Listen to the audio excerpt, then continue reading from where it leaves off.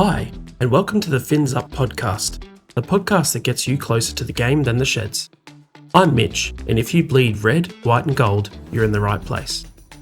Every week, right off the back of the game day, we're breaking down everything Dolphins, what clicked, what didn't, and everything in between. No fluff, no filter, just real talk about our boys from Ready. So whether you caught the game live, watched it back, or you're relying on us to tell you what happened, strap in, because we're fanatics here. This is Fins Up. Let's get into it. Back in the winning column. Here we go. And we go into a bye next week. That was a fantastic game. I was there. The first 20 minutes is probably some of the more nervous minutes we've had. Tom Dearden comes back for the Cowboys, and 4 minutes into the game, he crosses over off a shocking pass from your main man, Brad Schneider. His first touch of the ball, and he throws this pass on the right-hand side of the field and passes straight to he was supposed to pass it to a Dolphins player. He passed it to a Cowboys player. So that was great. Gave him a mouthful, as he came down our end. Basically yelled out to him, we're wearing red, right? So yeah. Schneider didn't have a good game again, but thankfully the players around him stood up this week. But let's go through the tries, because the first 20 minutes was all one-sided, all Cowboys. And yeah, it was quite a nervous start. It was, a bit, how's it going? So we had, Tom Dearden 4 minutes in, comes back from injury, hasn't played in probably like 10 weeks. Like, it's been such a long time that he's been out for the Cowboys. Comes back 4 minutes in, puts a try, just does a little inside step, palms off, and just goes over. Then, just under 10 minutes later, Jeremiah and I, offered Dearden grab a kick as well. And he goes over and scores. And then it probably takes another 10 to 20 minutes before, the game really sets in and we start getting momentum. I thought it was fairly well refereed at some stages. Some other parts were just a bit, you can clearly see that the Cowboys are laying on them, or the Dolphins were laying on them, and the ref was giving six agains for the Cowboys, but weren't giving them when it should have been the opposite as well. But our first try comes from Jermaine Asako, and he had a freak of a game as well.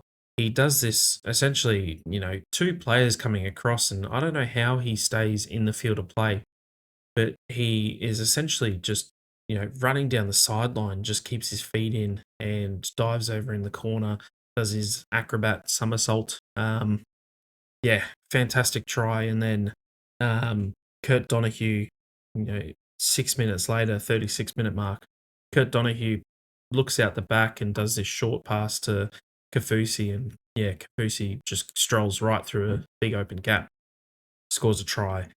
And we essentially head into halftime up. And I turned to the people we were sitting with, and essentially I said, all we need now is the Cowboys to drop it. And this was, about 5 minutes before halftime. I said, we just need the Cowboys to drop it, and then maybe we can, get the ball back and go in halftime up.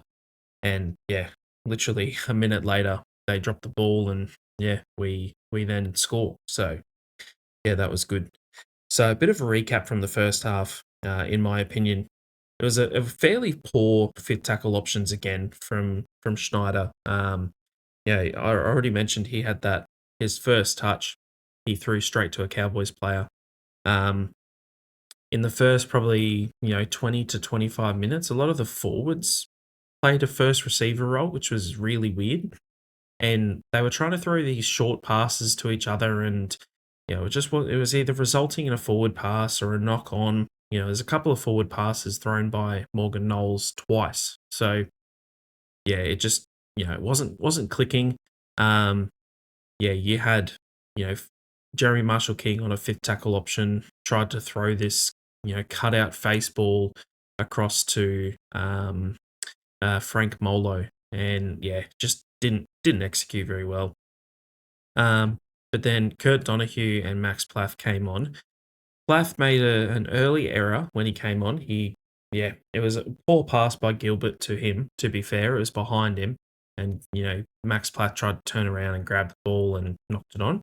But then, yeah, as I said, Kurt Donahue does that short pass to Kafusi, and yeah, watching it live, it appeared that the Cowboys halves were able to catch the ball on the inside of their block player and run behind, which I thought was a shepherd, but it was never called. It just seemed weird that they were catching it on the inside of their lead runner and then transitioning to going out the back.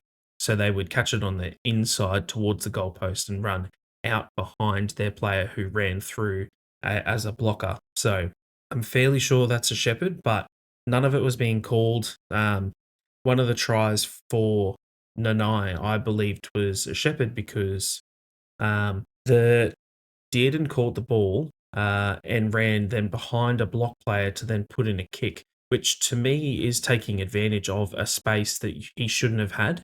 So if the block player wasn't there, who's to say that the defender isn't up in his face? Um, but yeah, it wasn't seen like that by the bunker or anyone else. They didn't even really check it. So, but yeah, then the second half comes out, and yeah, the Finns continue their momentum. Um, they looked much better coming out after half time. They were a bit stuck in that first half for the first 20 to 25 minutes. Once they started scoring, though, they were very hard to stop. And thankfully, it was down our end that they kept scoring. So where we were sitting, it was like right in front of us. It was great. Um, yeah, they come out and they do a fit tackle option. And to be fair, I said, why are they essentially going the short side on the fifth? I still don't like it, but they did score off of it. And I don't think they score off of it if Murray Taulagi doesn't come out of the line to take Cobbo on. He comes up to essentially block the threat of Cobbo, but by doing that, it left this massive overlap, and Osako doesn't need that much room to score, and his whole body except his hand was basically outside the field of play. He was just still in the air and somehow gets this ball down. If you haven't seen the highlights already, go watch that. It was an amazing piece of Sky try scoring at that stage. And then yeah, we come back and get down their end again, and then again Donahue just pops off this little pass to Tom Gilbert, and Gilbert goes straight through the middle and has probably three defenders on him, and he kind of grounds it kind of on the line, over the line. He ends up momentum kind of takes him forward, and it rolls the ball and grounds it. At that point, we're right. We're basically probably 10 meters away from where the try's been scored, and the ref, for whatever reason, decided to walk around behind where the try was being scored to try and look for the ball. But if he actually just stayed at the front, he would have seen what we all saw, which was the ball went down. Um, so yeah, it was just confusing because then the try went up as a no try, and the bunker's sitting there trying to find all these angles to try and, essentially make the right decision. And yeah, it was just, if the ref had just stayed exactly where he was, he would have seen that it was a try. Um, yeah, so then we have a bit of back and forth for a while. Then Scott Drinkwater gets almost pretty much just a lucky try. The call was that, uh, their replacement number 9 came on the field. I don't know his name. He was a young kid. But he comes on the field and he does this. He's paced basically like, 1 meter away from the try line, and he extends his arm out. So what they say is they make the call that Morgan Knowles comes in and is only going for the ball, which then, doesn't count as a tackle. But I don't know why they don't call it as in a try scoring situation, because if he extends his arm out and his arm's a little bit longer, he puts the ball on the try line. But then if it gets knocked out, it's technically, lost in the, act of scoring a try. In this case, they just said that, oh, Morgan Knowles wasn't actually going for a tackle. He was just going for the ball. So therefore, it's still live and Drinkwater scores. So So it's a bit of a 50-50 call. I don't know what kind of rule it is exactly. I would see it one way and someone else would see it another way. Obviously, being a Finns supporter, I'm going to see it in favour of the Finns. But yeah, at this stage of the game, the Dolphins were way in front. I think it was like 24 to 10, and they scored, and it was 24-16 at that stage. So there was still a bit of time left. That was in the 69th minute, so they still had 10 minutes. But then we came out and got down their end. Max Plath puts on this step, palms through, scores, and it was an awesome try from Max. And then just to seal the deal, a couple of minutes later, ball comes out to Cody Nikarima and he passes a short ball to Connolly Lemuelu, which we've seen so many times throughout the last few years. This little short punching through a gap, and Connolly just strolls straight through, puts the ball down, and sends him home happy. So pretty much a fairly good game, a good game to come back from 66-0 last week. This gives us a bit more, 20 points in our for and against to be up by. So that's an additional. We've moved to 5th on the ladder. We also have a bye next week. So what's great about that is any of these teams that are fighting for this, 4th, 5th, 6th, 7th position, no matter what, if the Sharks lose next week, we can move up into, we can probably stay 5th, because the Sharks currently have a 125 point differential. 66 of that is us, so that's not very good. But it means that we probably can't really fall out of 5th, unless the Knights somehow win by like 60 points. But we have a bye next week, so week off. It's good to get the the win before you go into a bye, and it's also good to just give Izzy Katoa another week to just get that wrist better. Hopefully, he can come back. He probably can.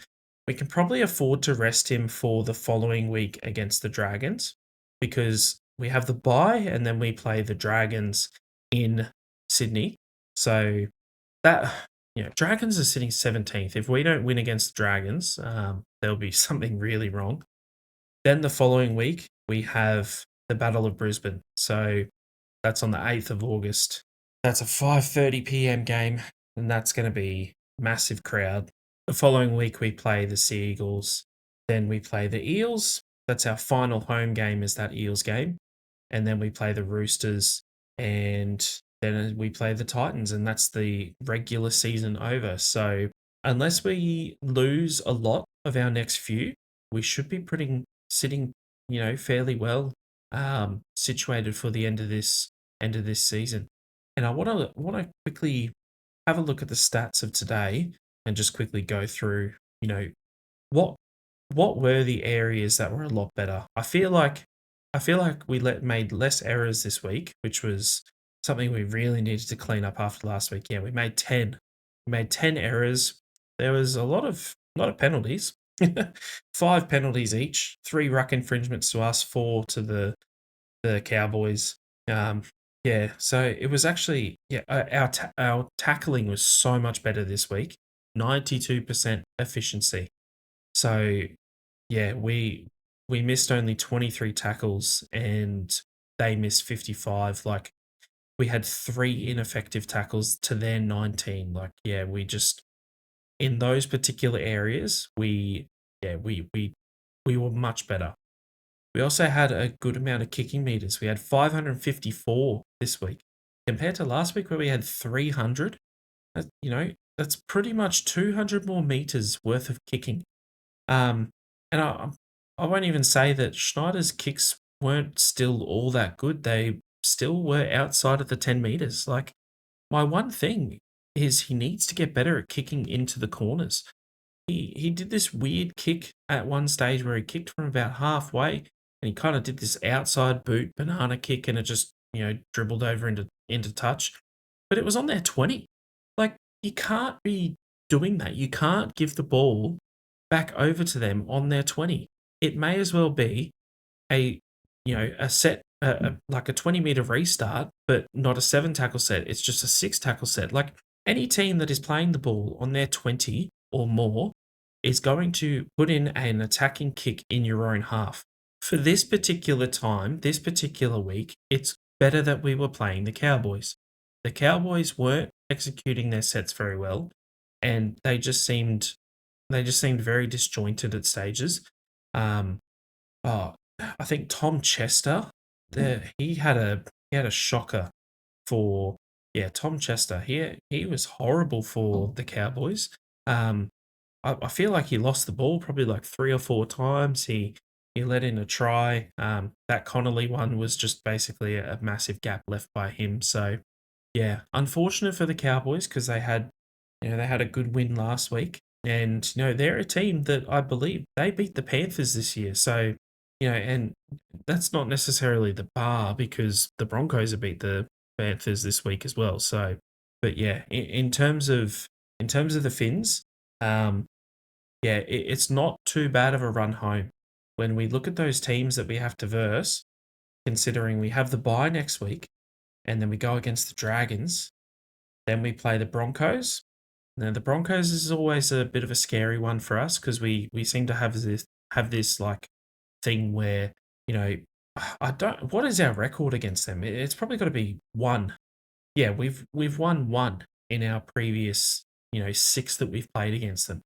So and that single win that we had against them, um, that was the massive one that was on River Fire Night, and yeah, that was a good game to be at that one. But yeah, it's always a bit worrying versing the Broncos. Um, yeah, the Sea Eagles, they pumped us earlier in the season, but we should be a better team by now. And the Sea Eagles just lost to the Titans, and lost pretty badly as well. So yeah, then we have the Eels to finish that. Then it's the Roosters, and then the Titans. So really, 2 to 3 teams in the last several rounds should be a bit of a tough battle. Um, but yeah, it's not a bad run home when you consider who we have to face, and we'll, all injuries aside, we should be okay coming into the finals. If Izzy Katoa can, get back to us, and probably the Dragons one, if he's good to play, you probably want to play him just to get, back into the game, get some game time under his belt before we head into the harder games. But if he came back for the Battle of Brisbane game, um, that also wouldn't be too bad either. So yeah, but yeah, it was a great day today. Great end of the round for the Dolphins to play. There was 35,000 people there today, so yeah, it was good. It was a nice crowd, nice afternoon.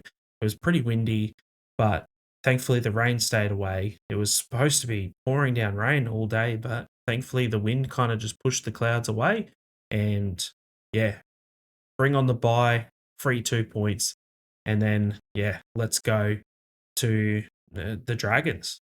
Hopefully we can get the win and get a decent win over them. So yeah, well, until next time, catch ya. And that's a wrap on another episode of Fins Up.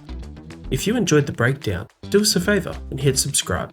Drop us a review and share it with a fellow Dolphins fan. It genuinely helps more than you'd think. Do you have a hot take? Do you think we got it wrong? Discuss with us on our social media page at Fins Up Podcast. We'd love to hear from you. We'll be back after the next game with a full breakdown, so make sure you subscribe so you don't miss it. Until then, stay loud, stay proud, and keep those fins up.